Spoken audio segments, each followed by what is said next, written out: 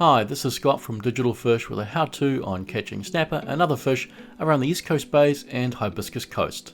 Auckland has a fairly large population. Despite this, you can still catch a few good snapper from the shore and rocky areas if you know how to approach it. I'm focusing on the Hibiscus Coast and East Coast bays areas. These areas have some fairly distinctive geology. What do I mean by that? You'll notice around Hibiscus Coast and East Coast bays in quite a few areas there's a long sloping shelf that at high tide is covered, but at low tide you can walk out for 100-200 metres sometimes. I find fishing the high tide can be a bit challenging, and when the tide goes out you can't understand why. There's not a lot of cover and there's not a lot of snapper food really for the fish to have a reason to go there.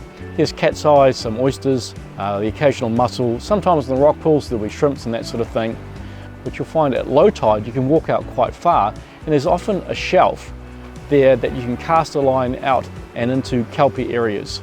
Kelpie areas have a lot more food and larger ecosystems like shrimp and cat's eyes and barnacles and smaller fish, kinner for example, mussel beds, and there's a whole ecosystem and a healthy food chain where a snapper can find habitat and food. And this is where I find that the fishing is usually best.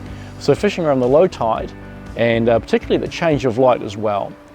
Fishing areas like Coromandel and Northern, you can usually find steeply shelving rock ledges that go into fairly deep water, sometimes 5, 10, 20, sometimes 30 metres or more.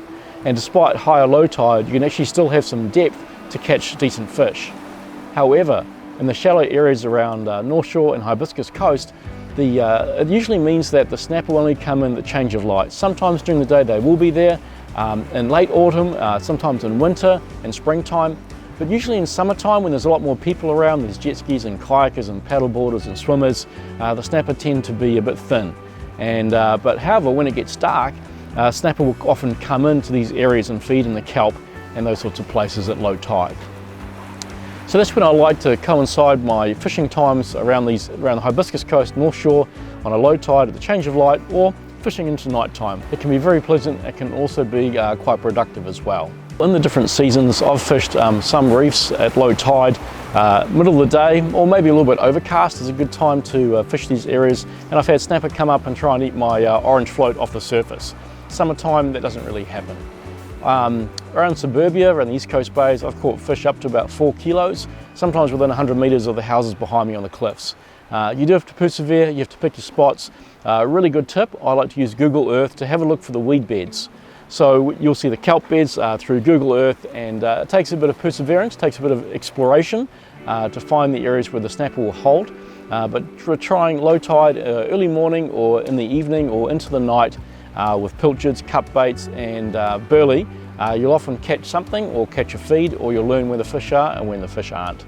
You'll be surprised sometimes how shallow the water may be where the snapper are prowling around. I've had fish take my bait pretty much under my rod tip.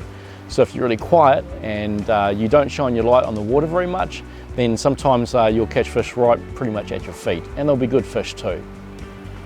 So give it a go, have a look around your area, use Google Earth and coincide low tide with the change of light, and you should get some results. Thanks for watching. This is Scott from Digital Fish.